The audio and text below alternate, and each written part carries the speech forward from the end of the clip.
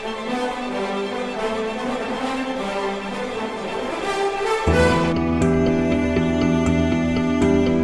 back, friends.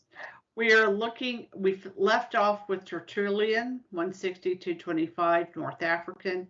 Now we're over in Carthage, also in Africa, and we'll see what the good bishop has to say. He wrote many Latin works, and he's considered a saint in both the East and the West. He makes a more developed connection to the Passion of Christ. The Eucharist is the very sacrament of the Passion of the Lord and of our redemption. The Lord's Passion is the sacrifice we offer. Oblatio is offered by priest. Again, we're seeing the hierarchy, priest, following the example of Christ. He's taking that was handed on by Christ, who offered sacrifice to God the Father. A priest offers the true, as opposed to a false, the true and full sacrifice in the church of God the Father. If he thus begins to offer according to it what he sees Christ himself offered. Cyprian criticized here, so we start to see some going off of the path, and Cyprian's, trying to get him back on. He criticizes the practice of using only water and not wine for the Eucharist, saying that it contradicted the Old Testament prophecies, the example of the New Testament, both the Last Supper and the Passion, and tradition. And that is my emphasis in Epistle 63. The blood of Christ is not offered. And so here's a direct quote. The blood of Christ is not offered if wine is lacking in the chalice, and the sacrifice of the Lord is not celebrated with lawful sanctification unless the oblation and our sacrifice corresponds to the Passion. Cyprian goes on, the Eucharist can be received daily for the food of salvation. It's a safeguard. This one I found very consoling. It's a safeguard in the face of warfare and martyrdom. And he's not talking out of some nostalgic past, right? No. The Eucharist does not, and here's the quote we talked about a few episodes ago. The Eucharist does not only symbolize, but causes this unity. It is, and he calls it, the sacrament of unity in Epistle 69:6.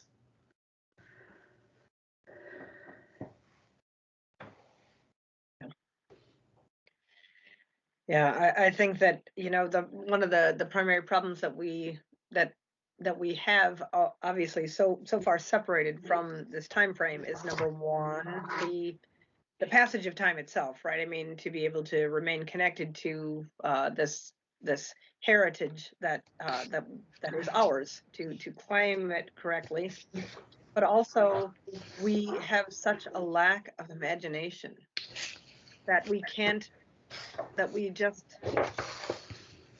imagine that, and maybe even you could call it maybe less a lack of imagination, but also the arrogance of the modernist, right? Who believes that all the people who preceded them were slightly more ignorant than they are today, right? Because we brought the liberal progressivist lie that everything gets better, that everything is moving to a positive endpoint, right?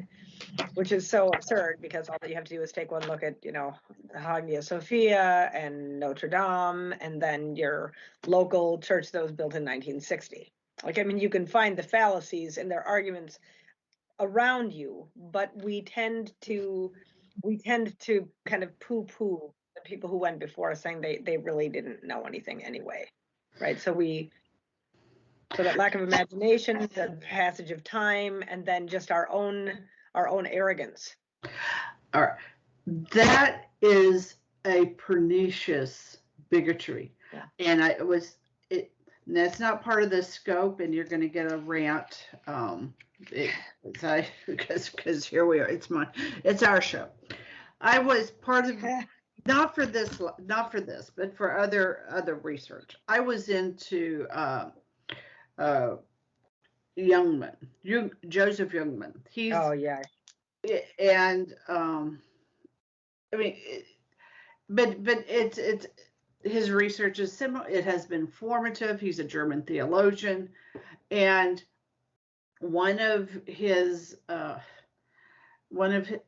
the basis of his a basis of what some of his is because it's not written down, that it was oral, and therefore it's of this. I know. And he will disparage the Apostles' Creed as coming from the apostles themselves because it wasn't written down.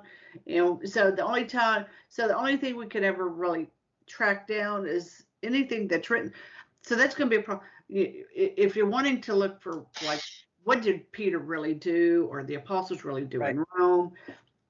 Well, starting to find things written down is about the 500s. Sure.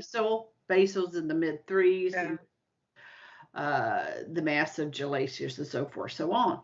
Now, that's still pretty early, but that crowd likes the pre-Nicene, pre-Constantine, because this is the pure. This is the pure. Well, but there's not the written, and so then it's dismissed as.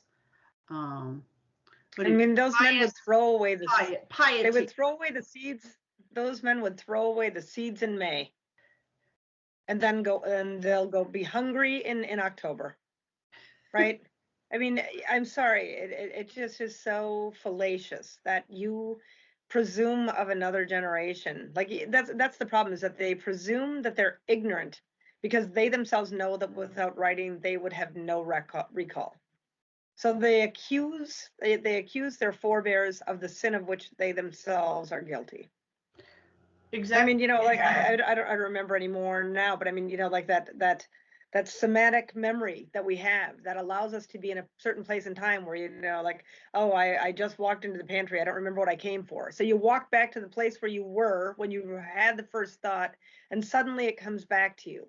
Right? I mean, the capacity for the human mind and for human memory is so much more elastic than then, at the time when these scriptures were being spread, than we could ever hope to have, because we have too many crutches.